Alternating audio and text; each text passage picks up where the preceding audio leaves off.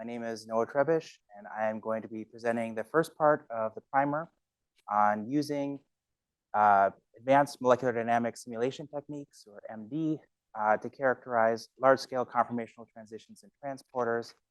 That includes both conformational dynamics and also energetics. So before I get into that, say that cells are surrounded by membranes. Membranes protect the cell from their external environment. They're mostly impermeable to most substances, but it is necessary for substances to cross the membrane in order to support all the functions that happen within the cell. And one of the main classes of proteins that facilitate transport of primarily small molecules across membranes are transporters. The substances that transporters transport are called their substrate. And they, at a fundamental level, operate through the alternating access mechanism. In the alternating access mechanism, transporters go, the accessibility of bound substrate is accessible from only one side of the membrane at a time. And transporters undergo transitions from inward-facing or IF states to outward-facing or OF states. Transporters can be bound, which is this subscript B, or apo, which means nothing is bound to them, which is this subscript A, and it can also be partially bound in between these two.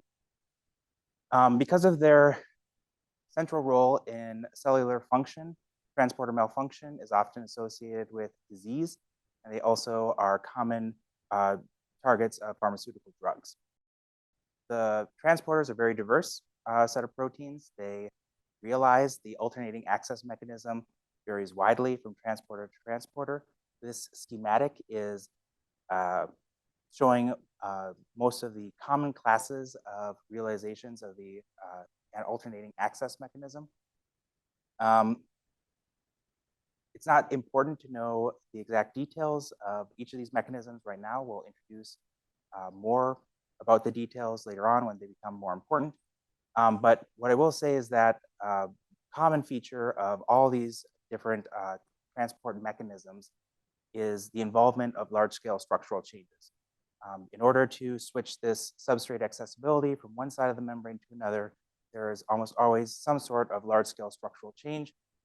And this is what we want to probe, understand with the approach that we're going to be talking about. The particular technique that we use to look into this is called molecular dynamics simulations,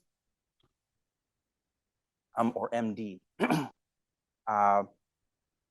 Within a molecular dynamics simulation, it's a physics-based approach where you first define a potential energy function, which we call a force field. There are various terms within the force field that represent, it is meant to empirically represent the interactions between bonded sets of atoms and non-bonded sets of atoms. The idea is to represent all the interactions between all the atoms within the system. With all these interactions defined, we can determine all the forces that are exerted on all the atoms in the system, and then iteratively, numerically integrate Newton's equations of motion to determine how the positions of the atoms change as a function of time. These atomic dynamics collectively give rise to molecular dynamics. You can end up with simulations that visually look something like this.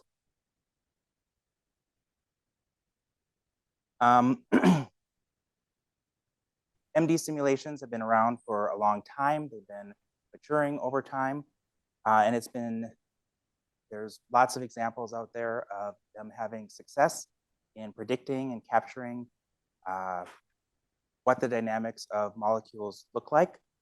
But they also have their own limitations. And the most important limitation for the purposes of this presentation is the timescales that are accessible to molecular dynamics simulations. As algorithms have improved, and especially as hardware has improved, longer and longer timescales are accessible to MD simulations. And nowadays, it's pretty commonplace to find MD simulations that run for on the order of microseconds. But this still is not long enough to capture, in general, the spontaneous transition of transporters between inward-facing and outward-facing states. These transitions can take usually on the order of milliseconds. They can also last all the way up to minutes, and this is just not something that we can access with vanilla MD simulations. And so with this problem in mind, in the lab of Ahmad Tashkhurshid, where I'm currently a postdoc, there was a method that was developed that put together a series of advanced molecular dynamics simulation techniques in order to specifically probe the conformational dynamics of these large-scale transitions within transporters. Within the Ahmad Tashkhurshid's lab, there was a method developed to tackle this, composed of multiple advanced molecular dynamics simulation techniques. We're going to go, in the rest of the primer, we're going to go through each of these steps in more detail. Right now, I'll say the overall approach, just to give an overview.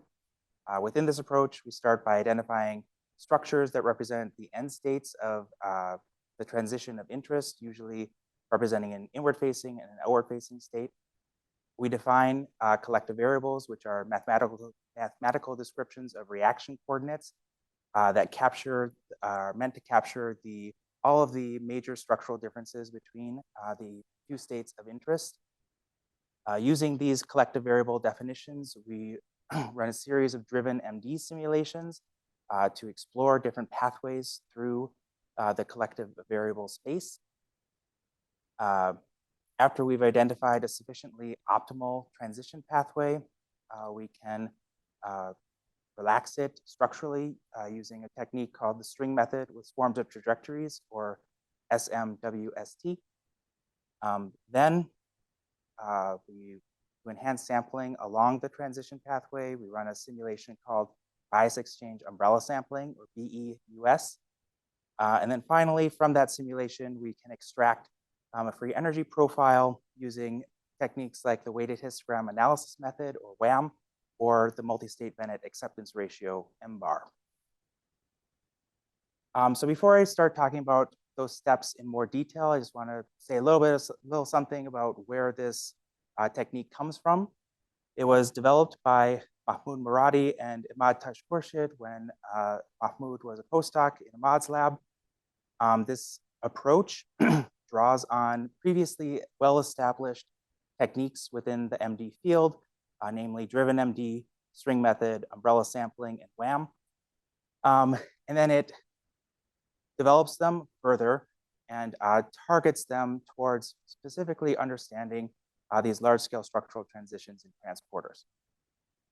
I'll also say that this approach is implemented using the MD engine NAMD, and also makes heavy use of the collective variables module, which is externally developed. NAMD was originally developed in Klaus Schulten's lab, but since he passed away, it's continued to be developed in Ahmad Tashkhurshid's lab. So there's always been a close collaboration between the research scientists in these labs, which we've always shared lab space, and the developers of NAMD, which has also contributed to the development of this method overall. Okay, so with that, I'll start going into each of these steps in a little bit more detail, starting with identifying the start and end states of the transition of interest. So transport cycles in general are composed of a series of transitions between major functional states, like the inward-facing and outward-facing state. Generally, we're interested in these types of transitions. You can also generalize the approach a little bit to apply it to binding and unbinding events. Sometimes there's also a transiently stable intermediate state that's relevant for a particular transporter. And you can look at transitions between these major states and that intermediate as well. So first, you have to pick which transition you want to look at. Once you've done that, you need structures to represent both of the end states of your transition of interest. The best source for structures is our high resolution structures that come from experimental techniques like X-ray crystallography or cryo-EM. But it's also an option to use modeling techniques from a variety of sources like AlphaFold, standard homology modeling, and also more specialized modeling that are specific to transporters.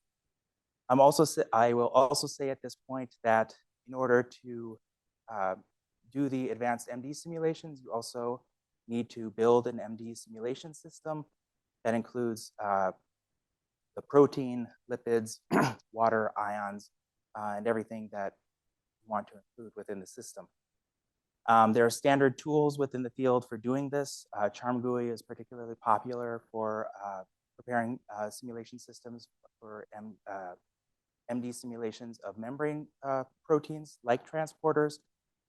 And sometimes there are also there are very established parameters for standard amino acid residues, nucleic acid bases, lipids, water, ions, but small molecules are much more diverse. And so if you want to look at transitions involving substrates or bound inhibitors, that might be drugs, then you will generally need to generate parameters for those, and there are standardized tools to do that as well.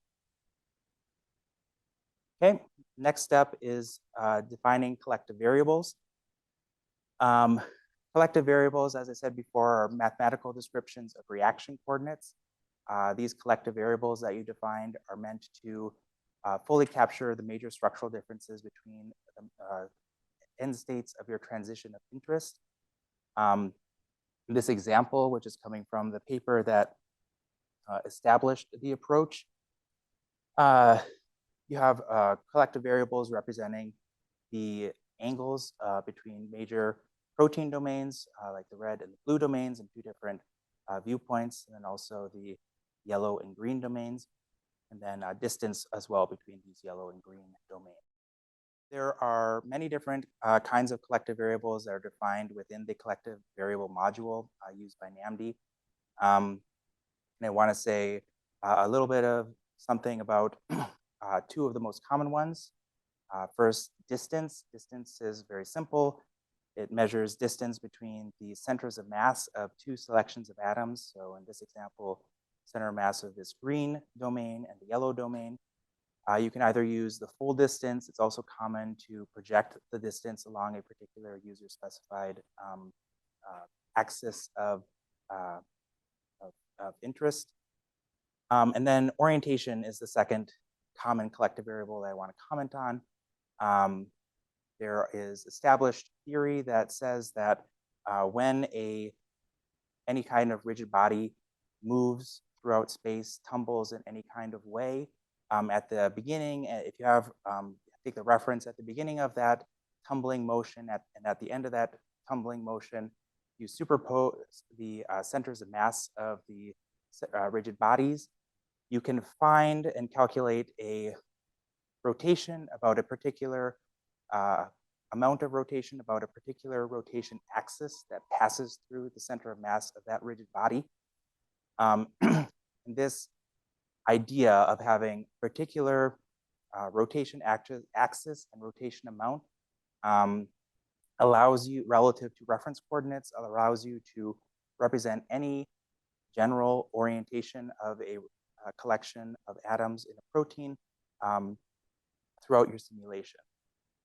I will also say, because it comes up in the literature and also in our presentations, that the collective variables module represents orientation using a quaternion format that looks like this.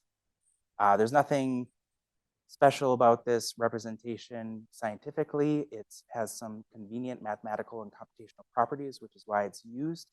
And it's also not exactly straightforward to understand what's going on from a human perspective in this format. So usually people will convert it to something that makes more sense.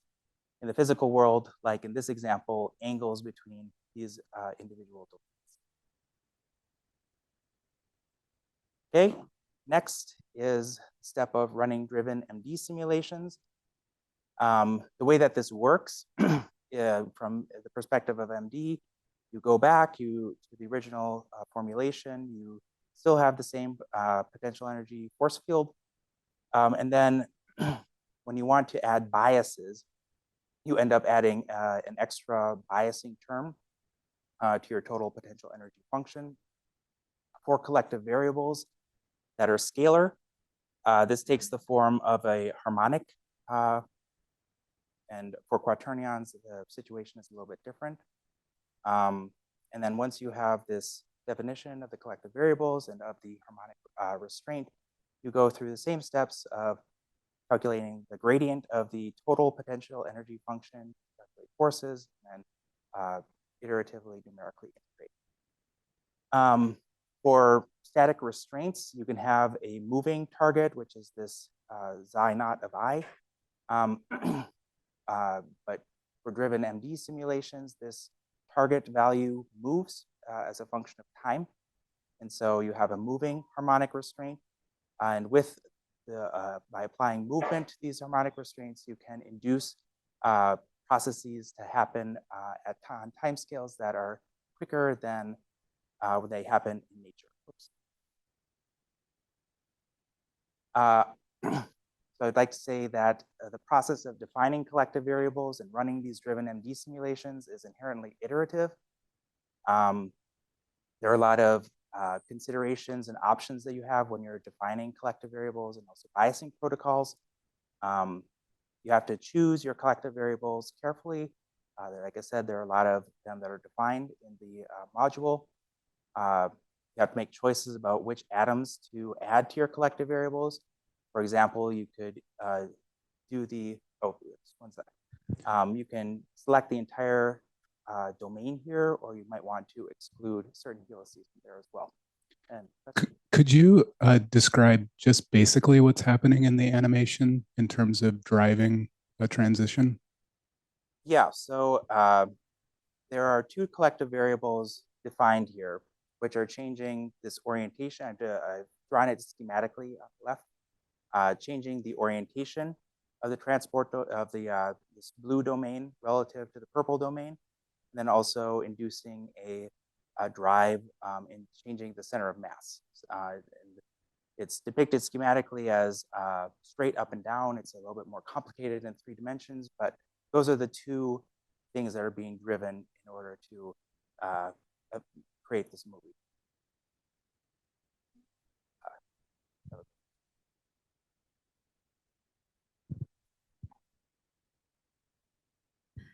Could you further elaborate?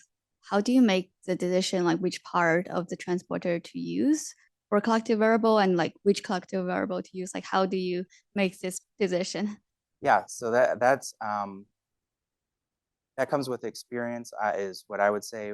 We say in general that it's an empirical definition, and this is also where this iterative process of trying. So you have an idea of what start and end looks like. You want to get from point A to point B, and you want to do it in a way that's not perturbing the system in an unnatural way. These are these criteria that I'm listing over here. You don't want the protein to unfold. You don't want water pores to form. You don't want membrane deformations to happen. You want the final state to match the end state. And so when you're starting out, you sort of draw from the literature. When you have more experience, you draw from your own experience to say which collective variables to choose and how to combine them to induce what you want to induce.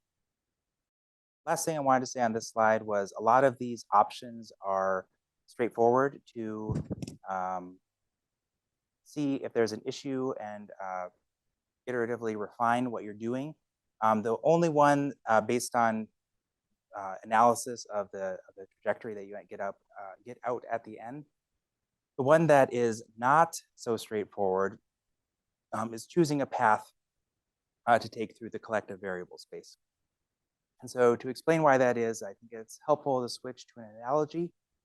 What we're doing here, especially in the later parts of the overall approach, is trying to find an optimal pathway through a rugged mountainous landscape. The mountains are representing barriers within the free energy surface. And sort of north-south, east-west is representing the collective variables that you've chosen to represent the differences between the inward-facing and the outward-facing states. Starting from an initial or a direct drive from the inward-facing state to the outward-facing state, it could be the case that this is pretty close to the optimal pathway for this particular transporter, but you don't know that. And the next step in this protocol, the string method, is a local structural refinement algorithm. And so if the direct drive is close to the optimal pathway, then the string method will turn out a relaxed pathway that's close to that optimal pathway. But you could be in a situation with your transporter where this direct drive from the inward-facing to outward-facing state is kind of pushing you right over the top of a mountain, a really high free energy barrier. The string method will still relax this pathway for you, but it will not be close to the optimal pathway through this collective variable space. And so within the traditional method, the way that we approach this is we run a lot of driven MD simulations to cover a lot of the important collective variable space. And we evaluate these different pathways for their degree of optimality to identify which pathway we want to proceed forward with relaxation with the string method. The way that we evaluate optimality of pathways within driven MD simulations is using work profiles that look like this, work being a measure of how difficult it is to induce transitions along the particular chosen pathways. And this is showing the example that I showed previously from the paper that established this approach overall. And in this approach, the question? Yeah, are these work profiles a kinetic barrier or are they energetic thermodynamic work? Like if there's a steep hill that prevents things from going down one path, even though it's the lowest energy path, will that kinetic barrier still cause a lot of work in this profile? It's thermodynamic. Okay. Okay, so in this example, the different pathways that were chosen were corresponding to driving changes in different collective variables for this particular transporter in different orders. It's important that these work profiles represent averages over multiple MD simulations because work values can vary significantly based on what's happening within the environment of the MD simulation. And so by exploring different pathways, you're able to look at these work profiles and identify a pathway which is the most optimal that you can find at the end of the day. And for this example, this particular order of changes in collective variables was the one that required the least amount of work and was selected for additional refinement with the string method. And so with that, I'm going to pass it over to Ashkan, who's going to talk about the next steps, also talk about comparisons to other methods that exist within the field, and also generalizations of and perspectives on the overall approach. Thank you so much. Thanks, Noah, for your excellent talk. My name is Ashkan Fakharzadeh, and I'm a postdoc at Theoretical and Computational Biophysics Group, Beckman Institute, University of Illinois, and I'm also a visiting scholar at University of Arkansas. I'm going to talk about the second part of our strategy to study conformational transition, mainly focus on string method and the path sampling part, string method, and free energy calculations. I will go a little bit into the details, technical details of this approach, and also try to bring up some alternative ones and talk about my own perspective. Proteins are conformationally heterogeneous. If you want to design a drug for them, you have to consider it.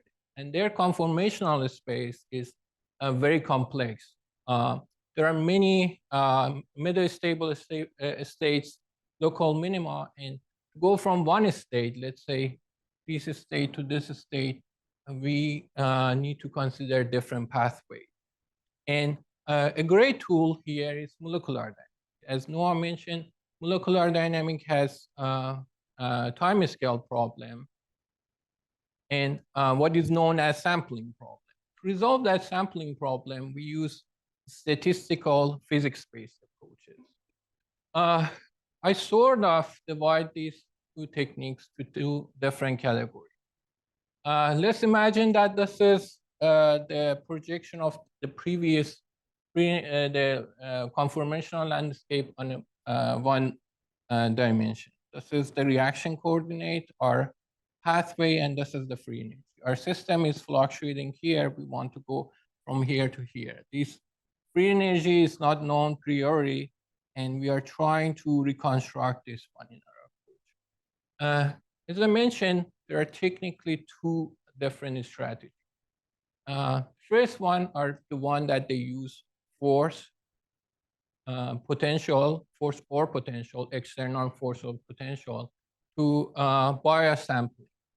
And these are the ones that we use, and I will talk about them in the next couple of slides. There are other methods that are basically try to disturb our sampling directly. I call them statistically biased methods, for instance, or sometimes people call them adaptively sampling methods. It's like, let's imagine we run several different simulations here. Some of them, they move to a little bit different state.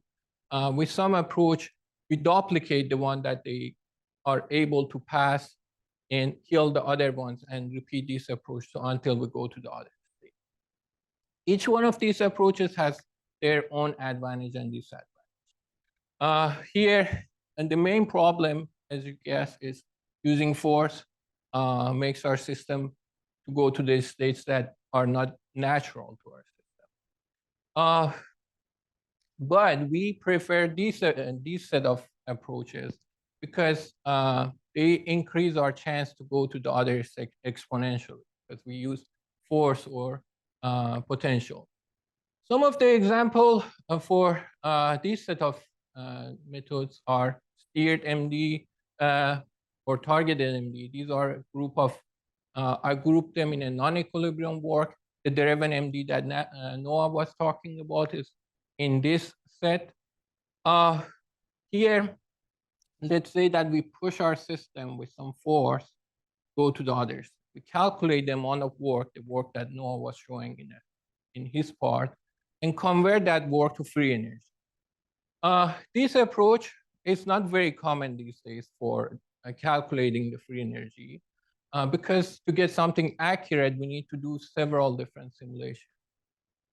Another class of method is the gradient-based method. The one that, an example of them is adaptive biasing force.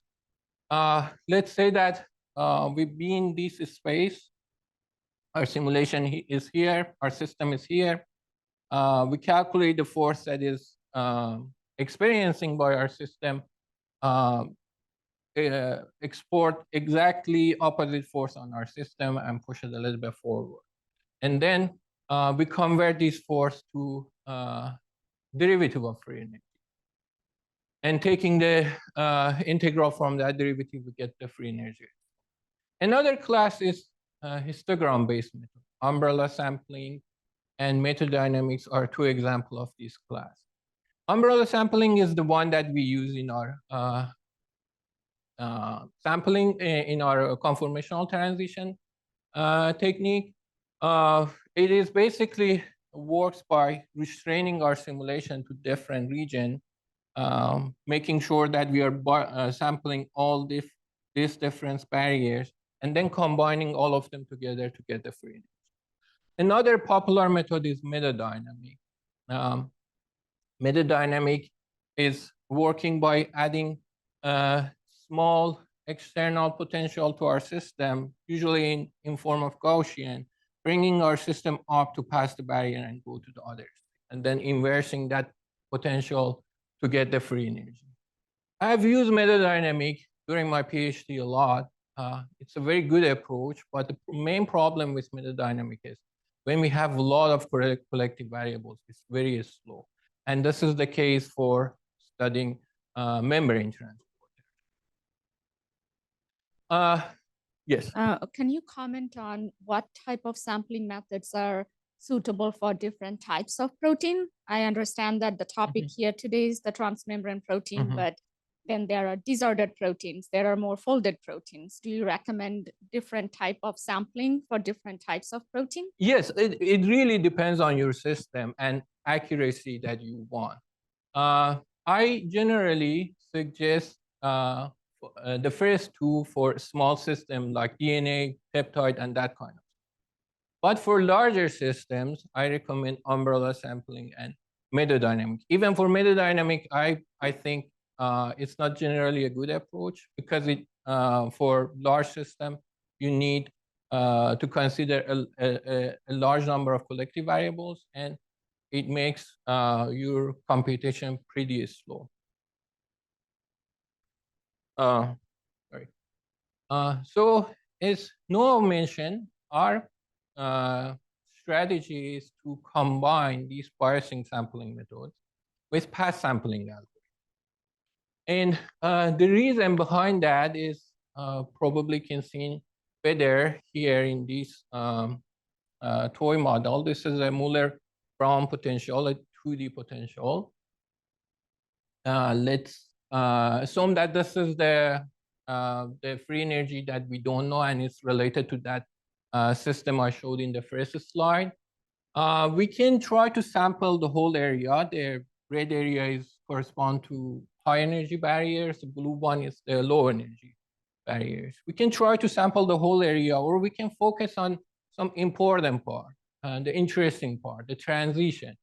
Go from here to here. And this is the procedure. This is known as path sampling. Path sampling. As Noah mentioned, we generally use DerivNMD to go from one state to other state, and then to try to refine that path. We cannot generally generate many paths. Sometimes we do have to, but our approach is to focus on the most important, the one that we think are more important for our case. To refine or relax that path, we use a technique called a string method. String method, like other path sampling algorithm, has routine transition paths. It was introduced around 20 years ago, and it works by discretizing an initial path to a set of, let's say, images that are full copy of our system, these images that are in equal distance from each other. And we can identify them with a set of collective variables. Let's say these are our collective variables, and they are related to each one of our systems. Then we refine these paths in an iterative manner according to some rules until we end up with something converged. And the main rule here is that we assume our systems are evolving according to this overdamped Langevin equation that has diffusion and also free energy, diffusion and free energy. We want the final path, we want to end up with a path that doesn't have any drift at the end, except along the path. If our system, if we start the system somewhere here, our system only can evolve along the path. It doesn't move orthogonal to these paths. And this is called zero drift path. A string method tries to identify these paths. It's not necessarily the minimum free energy path that we are ultimately looking for it, or the most popular path that our system are going to take. It's just a path that we think is important for us. There are different versions of a string method. Zero temperature string method was the first one. It was not considering the temperature and entropy. Then final temperature string method came up. The one that we use is string method with swarms of trajectory. And it works by assigning tens of copy to each image, each copy of our system, each system that we have. The algorithm conceptually is simple. It's like we discretize this path, then we assign copies to it, restrain those copies to be close to the images, then release our system to move a little bit in a short time. Let's say for this image, they move here, for the other one, they move here. Calculate the average distance, move them to the new places. And then next step is to make sure that they have equal distance from each other. This is particularly important because close to the minimum, they tend to get very close to each other. Otherwise, everything goes inside to that minimum. So we keep the distances equal from each other. And we repeat this procedure until we converge. This animation shows how the string method works. The initial path was starting from here, and it is getting converged to this new path after some number of iterations. The important thing here is that our string method, the paths that we get from a string method are not unique, and they are really depend on the parameters that we use for our approach. For instance, if we go with a short number of images, we end up with a path like this. Let's say the initial path was from here to here. And if I go with only 5 images, I lose a lot of information for my calculation. This example is for 20. The path seems to be reasonable. If I increase the number of images to something very large, I end up with that path that has a lot of kinks and loops, and it's not a real path for me. Or another problem here is that if I start with the initial path that is just from here to here, I cannot sample and go here. My path is just a refined path locally. And this happens a lot in our cases, because particularly when we work with experimental people, they come up and give us some structure, some endpoint structure. They say, okay, this is your structure here. And they gave us this structure.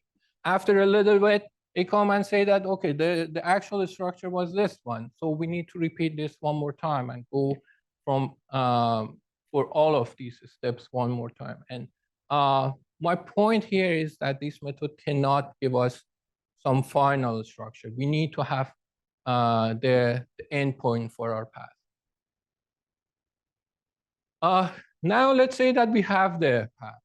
The next step is to calculate the free energy along that path. The method that we use for calculating free energy along the path is umbrella sampling. Umbrella sampling is probably the oldest method for free energy calculation, but yet, in my opinion at least, the most successful. It works by biasing our system and through different windows, getting biased samples from our system, pinning those biased samples and getting distribution of biased samples, converting those biased samples, combining and converting them together through different reweighting techniques. The conventional one is called weighted histogram analysis, WHAM, and then calculate our free energy. One problem here is that calculating free energy with umbrella sampling, it's like when we are on our path, it's like we don't have any diffusion. One way to resolve this problem is passing information between these different windows. A technique for that is called replica exchange. It passes information, any kind of information between two windows every couple of steps. And sort of through this, we sort of make our pass our information to diffuse, and we have some sort of diffusion. We call this approach bias exchange umbrella sampling. Again, works by considering a set of windows, images that we got from the previous step, assigning them different copies, and calculating the free energy for that one. This is my converge pass with 20 different windows or images. I do umbrella sampling for each one of these. And when I'm converged, my simulations are converged, I combine them through a little bit different approach called a non-parametric approach and calculate my free energy. We use this non-parametric approach because it allows us to not only calculate the free energy along the collective variables that we initially bias our system, but also other collective variables that we think we have sampled them enough. This would be the free energy from this path, along this path. This minimum is corresponding to that point along the path. When we go a little bit higher, we have a barrier, then we have sort of a middle stable state here, and then my final minimum is would be here. Okay, now having all the different part of this puzzle together, putting them all together, I sort of summarize our sampling technique. We start with identifying a set of collective variables for our system. This is basically knowledge-based and sometimes data-driven based. And then we steer our system, we induce the transition to go from one state to other state. But since we use force, we try to refine and relax our system through a string method.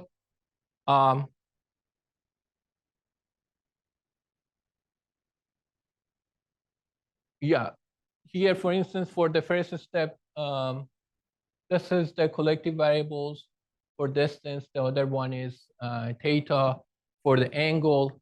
The schematic is showing that the next step was calculating the amount of work and then refining the path and finally calculating the free energy along the path. And when we have all of these, we sort of try to detect the area that we did not sample good enough. And we sometimes have to go through this step again. We have to, for instance, go from here back to the previous step, but the whole procedure is something like this. Having those, now I want to talk about some of the recent advances in our approach. The package that we use, NAMD, for our molecular dynamic simulations now supports GPUs. It improves our simulations, performance of our simulation, let's say from almost, from my experience, 10 times, from like a couple of nanoseconds per day to a couple of 100 nanoseconds per day sometimes. On the other hand, for free energy calculations, we use Colvar modules. These two now can work together and improve our sampling approach. Another improvement here is using data-driven approaches. I already said that there are methods, at least for toy model, they use time-like autoencoders to reconstruct better collective variables. But as I mentioned, one problem here is that to define a good collective variables, we need to have good trajectory initial inputs. And for having those initial inputs, we have to bias our system. And this is kind of like a iterative procedure here that we need to go through it. Over the years, different flavors have been added to these sampling techniques. For instance, people combine bias exchange and string method, bias exchange with a string method, or they come up with adaptive, some sort of adaptive umbrella sampling. I want to now talk about one of the a newer approach that we are using, and to not only calculate the thermodynamic, but also kinetic. And one problem that we had from our approach was that we only consider a single path. Everything end up with a single path. We can, instead of a single path, calculating everything along a single path, we can consider a tube of paths. Let's say we end up with this converge path from here to here, and then run some equilibrium simulations, and then count the number of transition between different images. From that, we can build a transition matrix. Having that transition matrix, we can calculate the free energy and also, let's say, rate of transition. That is experimentally very important. But this usually is not really good for continuous model like molecular systems. And instead of using this, we suggest using a different matrix called rate or generator matrix, which is based on this previous transition matrix. But for instance, it's lag time independent, the time that we save our information, and resolve some of the problem from this one. When we have this approach, it's like we use some estimators to go from this one to that one. When we have that one, we can calculate the diffusion and also free energy. Having diffusion and free energy both, we can calculate the mean phase passage time, the time that it takes on average to go from here to here, and then converting that one to rate of our transition. Okay, finally, I want to summarize the main feature of our sampling strategy. Our approach is, by definition, an ad hoc method. We search for collective variables, iteratively improve our approach. We start with a driven MD, steered MD, targeted MD to induce a transition, refine that transition, calculate the free energy along that transition pathway with bias exchange umbrella sampling. Our method works on high-dimensional collective variables. Unlike other methods that are they are limited by number of collective variables, we can consider high number of collective variables that we're going to talk about them in the next part, and you will see the number of collective variables that we use for our system. They are efficient for sampling high energy barriers. This is particularly the case because we're using umbrella sampling and restraining our simulation even to high barriers. And our approach scales efficiently because both string method and bias exchange umbrella sampling are loosely coupled multi-copy approaches. And finally, they are suitable, this approach is suitable for larger scale conformational transitions. And the reason behind that is we have tested on several different systems. There are many, many different methods available currently, and they work perfectly fine on two models. But when you apply them to real model, you will see that they do not work. Here, we have tested our approach, our sampling approach on 3 different systems. The top ones are the one that we already have some result or already published, or the one that are in a good stage. And the bottom ones are the one that we are currently working on.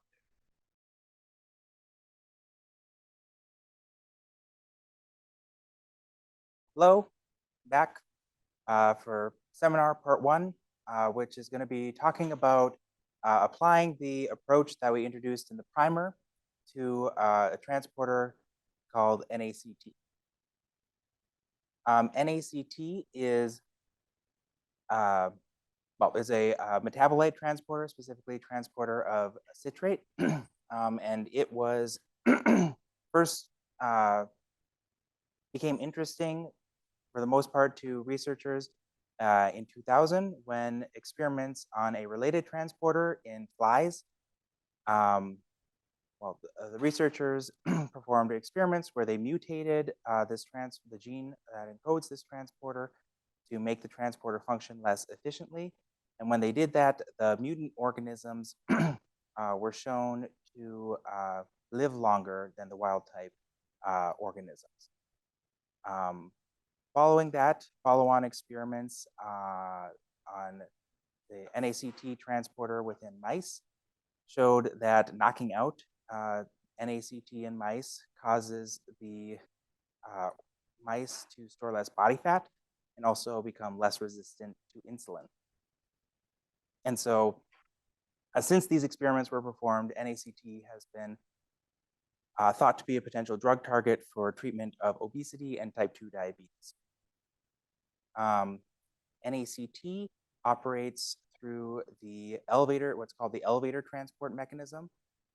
In this mechanism, transport is achieved when a transport domain, shown in blue, rotates and translates relative to a stationary scaffold domain in order to change accessibility of the substrate from one side of the membrane to the other.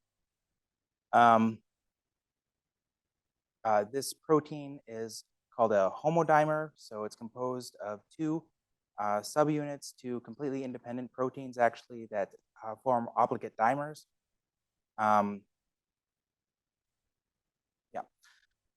So there's been a long-term collaboration between the Tash Khorshid labs and the Wong lab that works on this family of transporters.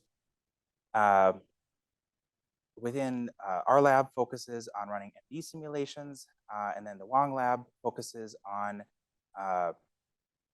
doing structural biology, so solving structures of these related sets of transporters, both using X-ray crystallography and cryo-electron microscopy. They solved the first structure of NACT in 2021 in a bound inward-facing state. And more recently, they came to us and said that they had additionally solved new structures, which are currently unpublished, of an apo inward-facing state, so completely unbound inward-facing state, and also an apo outward-facing state. And so with this set of structures, we're now primed to apply the approach that we introduced in the primer to look at this apo transition in NACT. So I'm going to, the rest of my part of the seminar, I'm going to talk about the application of each of these steps to NACT. This is an active project. It's a work in progress. I have not gotten through all these steps yet. And so what I want to do is talk about some of the considerations that I've went through in the application of these each of these steps to sort of give you a flavor of what it's like to actually apply this technique to in the real world to an actual project. So with that, start with the first step. First step, as I said before, is choosing a transition to study and having structures available for that transition of interest. We have these high resolution structures of the inward-facing and outward-facing states, so that makes it a prime candidate for study and application of that approach. You'll notice that in this schematic, I have both transport domains in symmetrical inward-facing or outward-facing states, but this structure is in a mixed state. There's a large body of evidence that from multiple different kinds of experiments performed on multiple different transporters that indicates that elevator transporters like NACT, the individual transport domains within the transporter operate completely independently of one another. And additional experiments have indicated that the transitions for NACT happen quickly, and then or relatively quickly, and then the transporter dwells in individual IF or OF states for a far greater amount of time. what this means is that a transition of a single transport domain is more common to happen in nature than both of them exactly at the same time. And for this reason, I decided to only induce the transition, look at the transport in one protomer at a time. Okay, next step is defining collective variables, running driven MD simulations. In past work, which has been published, collaborative work with the Wong Lab, I had established a biasing protocol for a related bacterial transporter. And so this was immediately generalizable to NACT. So did that generalization, applied the biasing protocol. This was the resulting MD simulation that I obtained. Within this biasing protocol, I have two collective variables. The transport domain rotates about a particular defined axis. And then it also transition is biases are added to induce a change in the position of the center of mass of the transport domain relative to the scaffold domain. Within this this driven MD simulation, there were some things that I saw as I looked at the simulation and analyzed it further that I didn't think were ideal. These transporters are thought to have the transport domain move as a rigid body relative to the scaffold domain. This is supported by the actual cryo-EM structures of the OF and IF states for NACT. Structural superposition is shown here. In our field, we use a metric called root mean square displacement, or RMSD, to measure overall structural similarity. The formula for this is shown here. It's root mean square displacement of atomic coordinates within a selection of atoms relative to a reference set of atomic coordinates. So RMSD is low for the pair of cryo-EM structures within the initial protocol that I used. You can see visually structural similarity is not looking so good, higher RMSD value. And so this was straightforward to correct. What I had to do is add RMSD restraints to the RMSD, both internally within the transport domain and also within the scaffold domain. By adding those restraints, I was able to get at the end of the transition transport domain that matched what I was hoping it would look like. The second issue that I saw was that both the position and orientation of the transport domain at the end of the transition was not matching what it was supposed to, the ideal cryo-EM target that I was looking for. This was confusing to me for a while because this is what my collective variables were specifically designed to do. I thought about it for a few days and eventually figured out that while I'm inducing a rotation specifically about this rotation axis and a displacement specifically along this displacement axis, I wasn't restraining sort of wobbling of the transport domain around other axes of rotation, wasn't preventing drift of the transport domain sort of around laterally around this displacement axis. And so I had to change the collective variables I was using so that these off-pathway movements would not happen anymore. When I did that, the result of the protocol ended up getting a final state that matches the desired cryo-EM outward-facing structure. Okay, so I did these refinements, applied the driven MD simulation. This is the result of what this looks like. This is a direct drive from the inward-facing state to the outward-facing state. Direct drive within the collective variable space. This is the point of the method where ordinarily I would start looking for testing other pathways throughout the collective variable space, try and find more what might be the most optimal pathway through the space.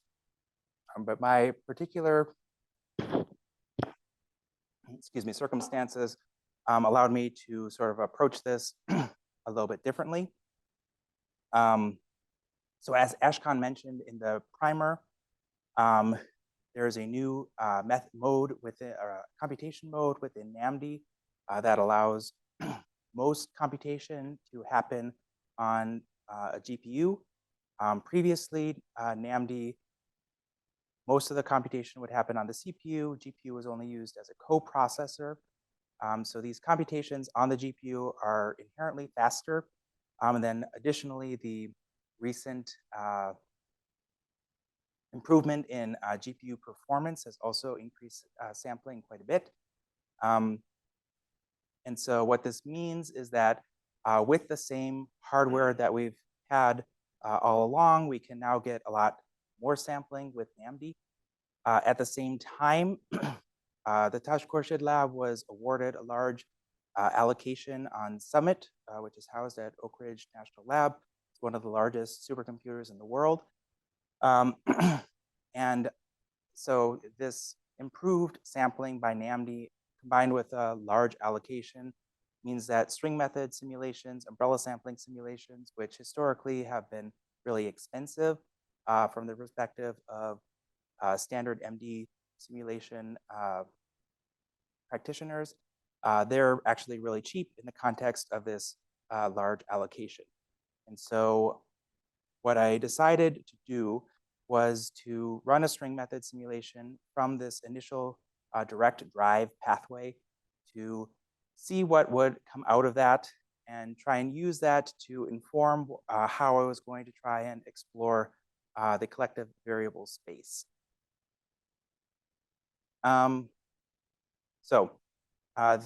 Within the driven MD simulations, I had two collective variables, but the position and orientation of two rigid bodies relative to one another, like the transport domain relative to the scaffold domain, is inherently 6-dimensional. There's 3 rotational degrees of freedom, 3 positional degrees of freedom. And I wanted within the string method to be able to account for all 6 of these degrees of freedom. So I set it up in that way. When you're setting up a string methods simulation, you also have to choose certain parameters. For a couple of them, I selected parameters based on other simulations, similar simulations that have been performed in the literature. But this is, as you will recall, is an iterative approach. And so I decided to increase the amount of time spent in each iteration compared to what's been done in the past. This is newly possible because of the increased sampling time within NAMD. And it also has benefits algorithmically. Longer iteration times has been shown to increasing these iteration times up to a point has been shown to speed up iteration of the algorithm or convergence of the algorithm. It also reduces the amount of communication between individual replicas, which allows the algorithm to run more efficiently on the supercomputer, and also reduces the amount of data that you need to store from the simulation.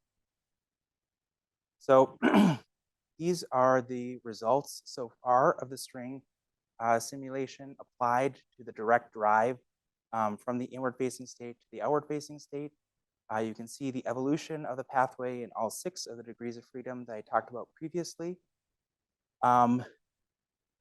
Interestingly, there are 3 degrees of freedom where you could see that there was a large change from the inward-facing state to the outward-facing state.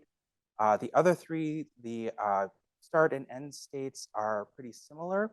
But interestingly, you see that there are large features that are relaxation features that are happening in these degrees of freedom, which is saying that all 6 of these degrees of freedom seem to be important for this particular transporter.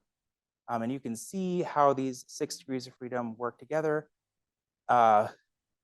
within the simulation.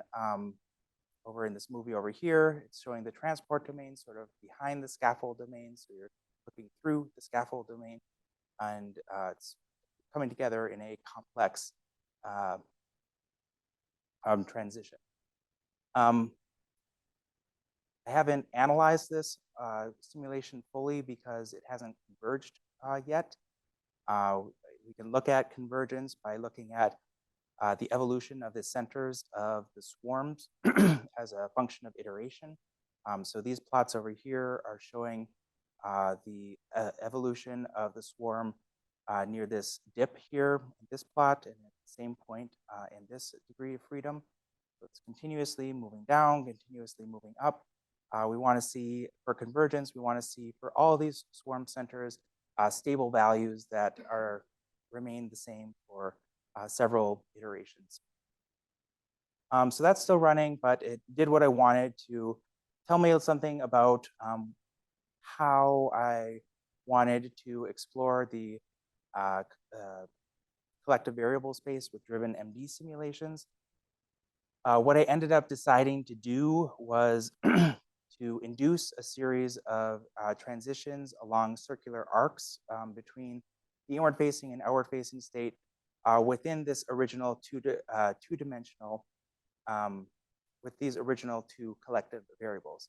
So this is forming a two-dimensional disk within the six-dimensional space. What you're seeing in this plot are data points along these driven, from these driven MD simulations along these target pathways represented by the dashed lines.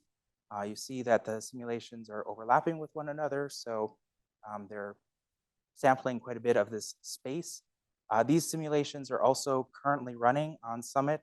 You see sort of at the ends here along these longest pathways, there's not sampling here because these simulations just haven't finished yet. But in the meantime, while we're waiting for them to finish, we can look at the work profiles, like I talked about in the primer, to see what it says about which pathways may be more or less optimal relative to one another.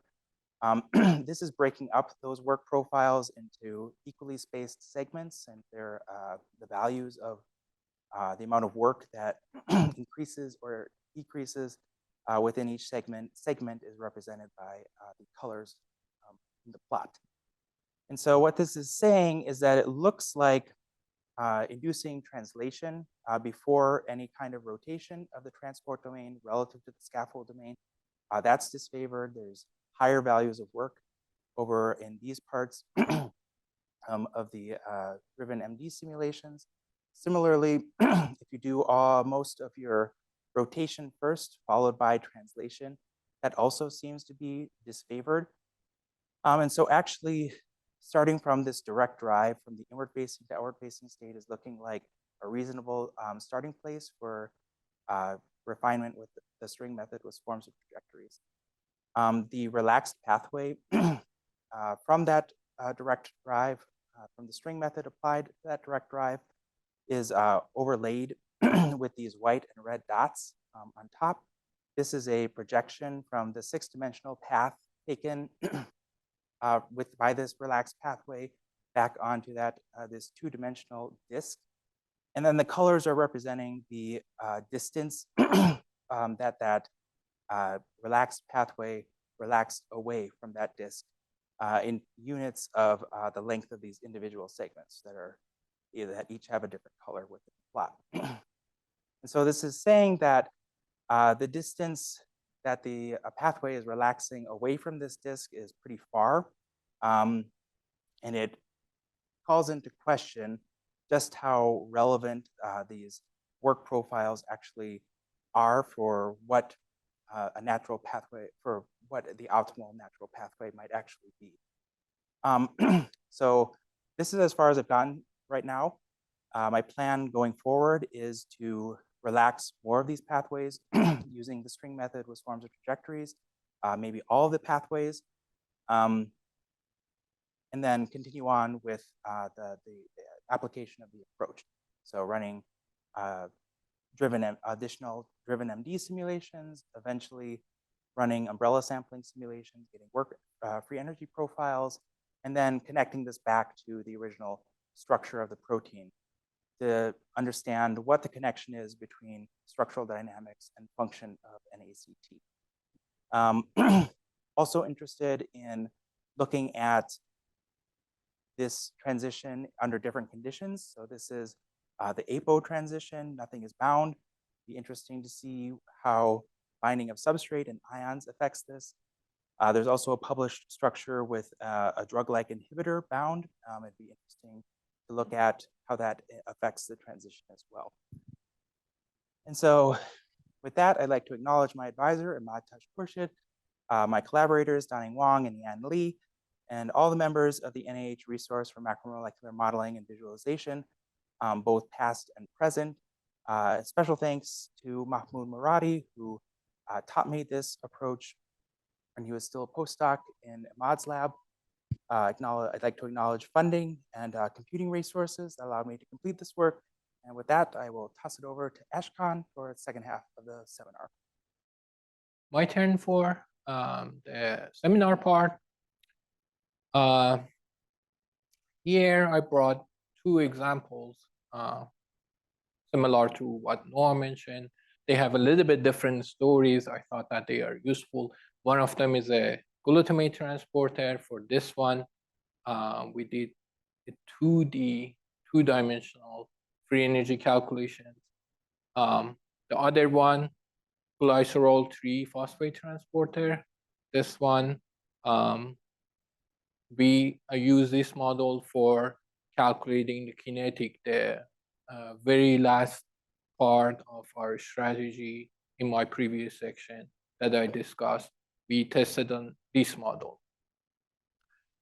Let's start with the first one, glutamate transporter.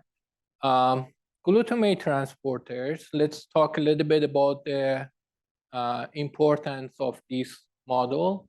The glutamate transporters or excitatory amino acid transporters are responsible to transport glutamate, an important neurotransmitter in our neural cell.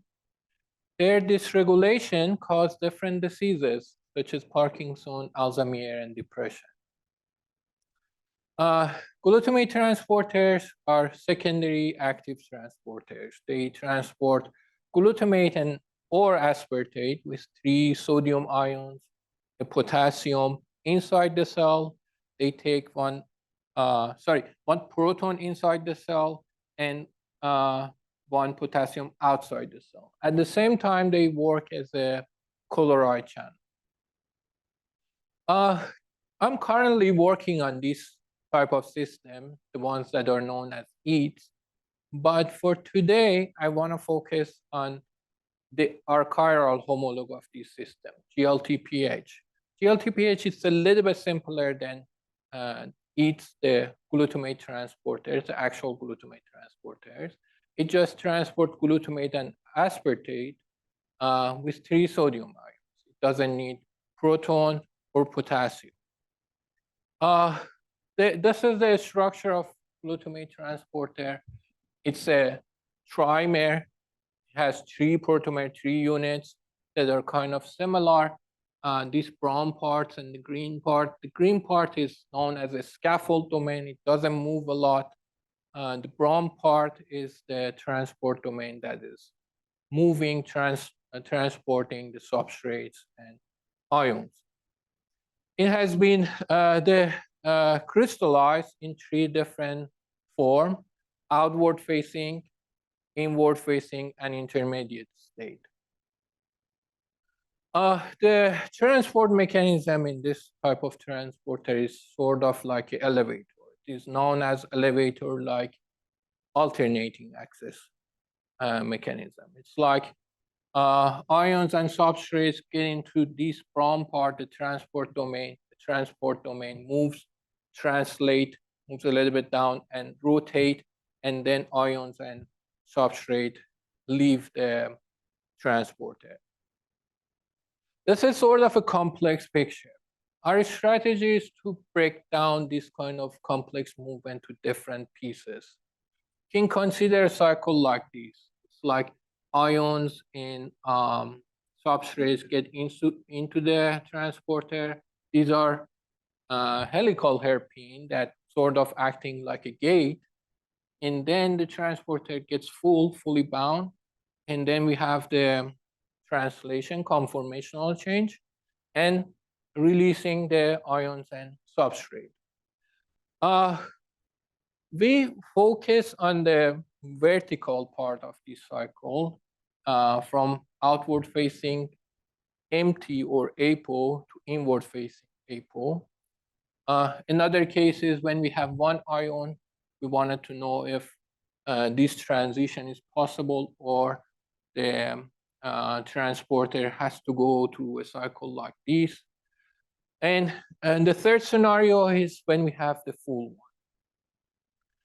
one. There are other scenarios here as well that, let's say we have two ions or we have substrate with ions as well. But for this case, we just focus on these three conditions. This one, this one, this.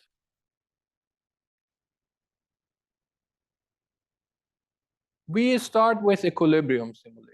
We put our system in an explicit membrane environment, try to see if we see anything interesting. Generally, equilibrium simulation just provide us with some local changes. It does not give us the actual information about the transport itself.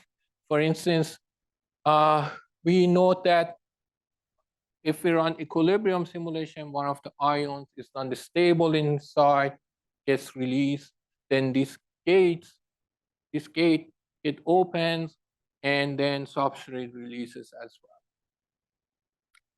This equilibrium run was interesting, provide us some information, but not too much information about the transport itself. So we went through our procedure to study the larger scale conformational transition. To go from this outward facing to inward facing, we consider two sets of collective variables. One of them was related to the distance of these transport domain, going from up here to down, translating a little bit. And then another one is angle for rotation. And similar to Noah's case, for rotation, we use quaternion collective variables. For the quaternions, we consider the quaternions that are unit. Quaternions have 4 components. Since they're unit, 3 of them are independent. 3 degrees of freedom there, plus 1 degree for this one, 4 for each unit, times 3, 12 degrees of freedom. So our collective variable space is 12 degrees of freedom. Has 12 degrees of freedom. Comparing outward facing with inward facing, we noted that we need 12 angstrom translation and 32 degrees orientation. Having these collective variables, we induce the transition with DerivNMD. And this animation shows this translation. We were able to do this translation. Now, this slide shows the whole procedure of our sampling. This is sort of step-by-step ensemble-based enhanced sampling strategy. The story starts here, outward facing to inward facing with a targeted MD or steered MD. We ran 6 sets of simulation with different force constant to induce a transition. Noted that for all of them, the amount of work that they generate is pretty high. So we decided to sample the whole conformational space in terms of those 2 collective variables, the translation and orientation.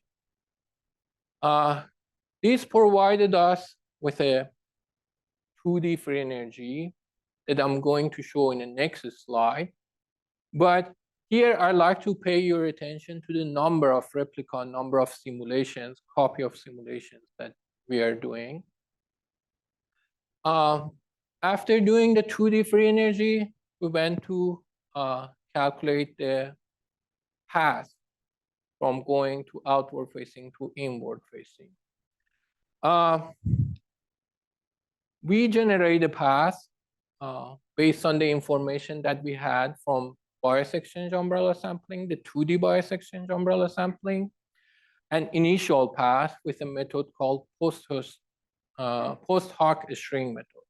It is just having the information from the translation and generating an initial path for us. And having that initial path, we use a string method to refine that path, this stage. Everything up to here was related to one of our cases, the very first one, the fully bound one. This is probably similar to the question you mentioned, Somaya, that sometimes we have different conditions for our system. Having the initial or a refined path for one of them, we use that path for the other cases, the APO one and the other case that we had one only single ion, the partially bound one.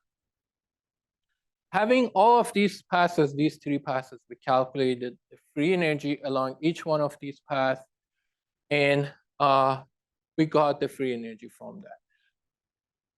The total aggregated simulation time for these, the whole procedure was 0.1 millisecond, which is, as far as I know, in terms of membrane transporter, is probably the largest amount of simulation. Here, I mentioned in this part was a little bit complex. We did a 2D. I want to now focus on this part, the 2D free energy calculation. This is translation, and this one is orientation. The outward facing is here. This is my inward facing. As I mentioned, we started with six different set of simulation from going here to here. Let's say different paths from here to here, from this path, and the other path would be this one. All of this generated very large amount of work. So we decided to branch off new simulation from these and sample the whole space here. This made for us a 32 by 32 grid point space. This step, we repeat this step to make our samples, prepare our sample, and cover the whole space. Having these samples, initial samples to cover the whole space, we did a 2D bias exchange umbrella sampling. And this is the free energy for that case. The outward facing is somewhere here, the inward facing is here. We can see that the outward facing has a minimum, but the inward facing is basically missing its minimum.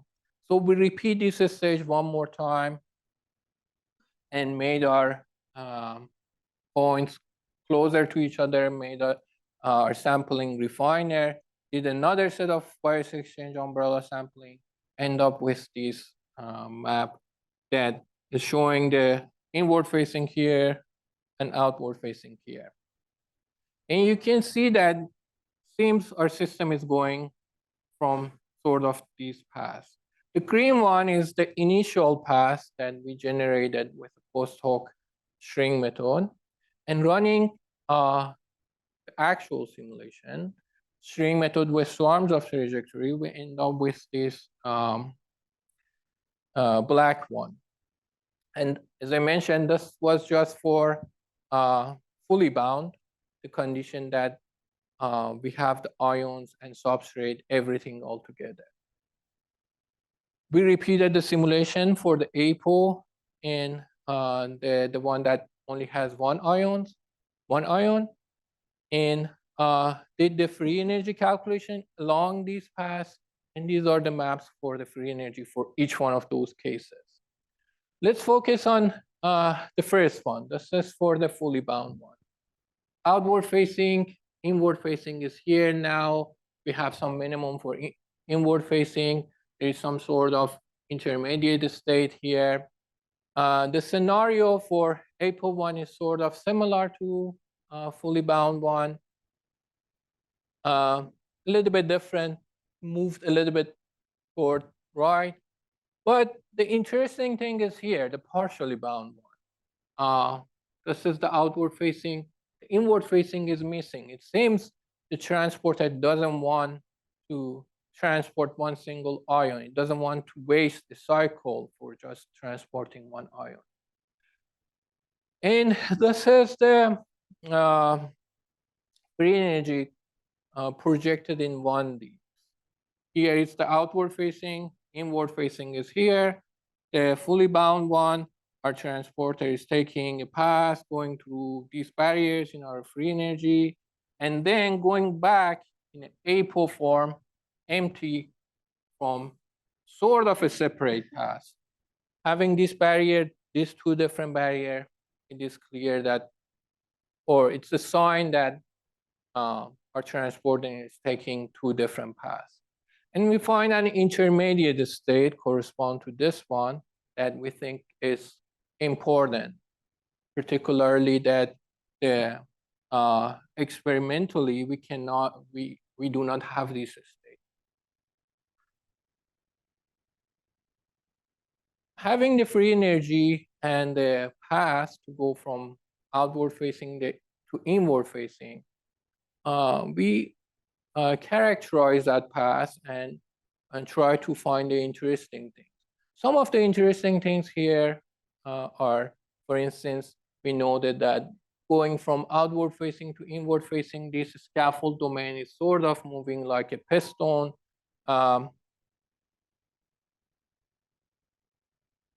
Sorry, I don't know why this movie is not showing.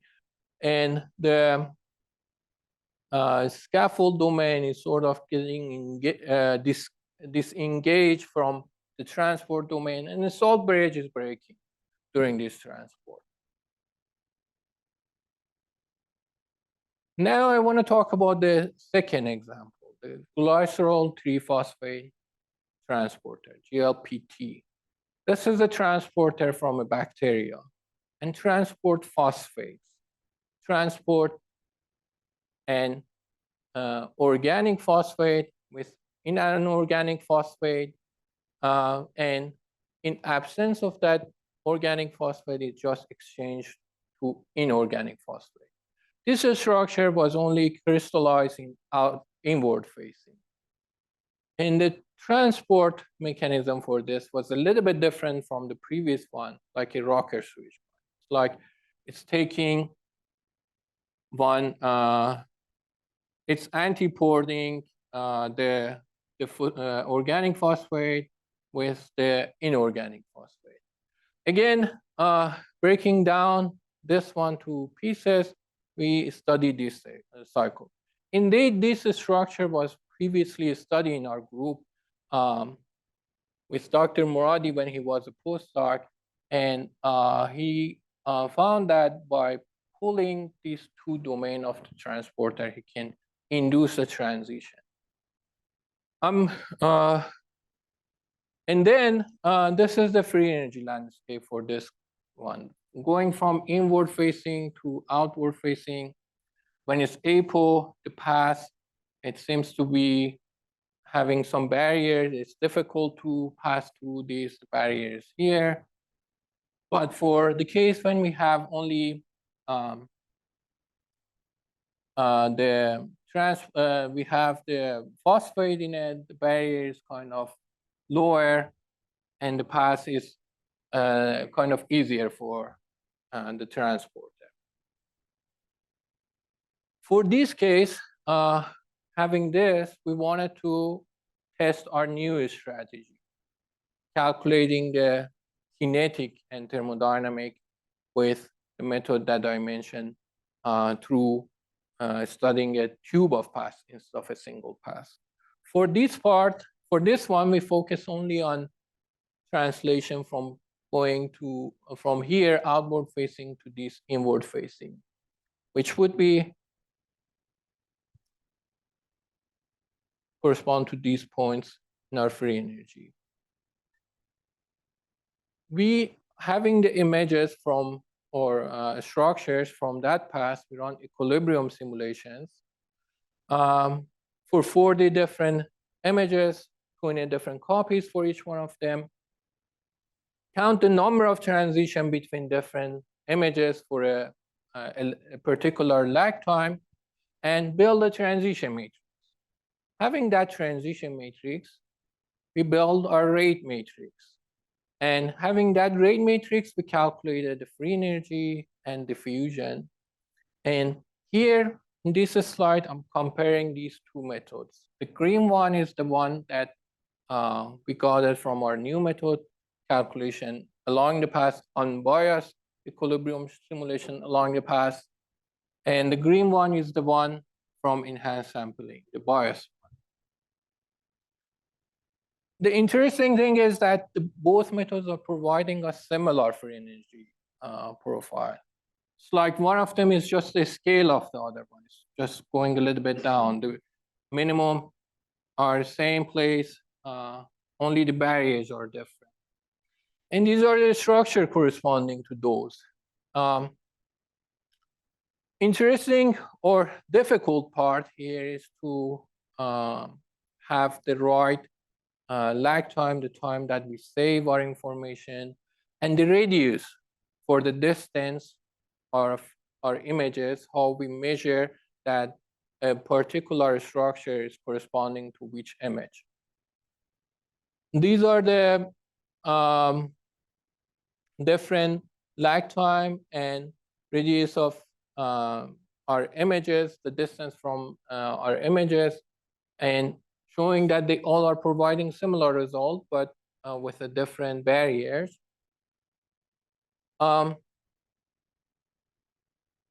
If we make our radius very small, it's like we end up with a single pass, the one that we already had for bias exchange umbrella sampling. If we make our pass or our tube, the radius of our tube pretty large, gets very far, and our data gets very noisy, and our approximation are even wrong.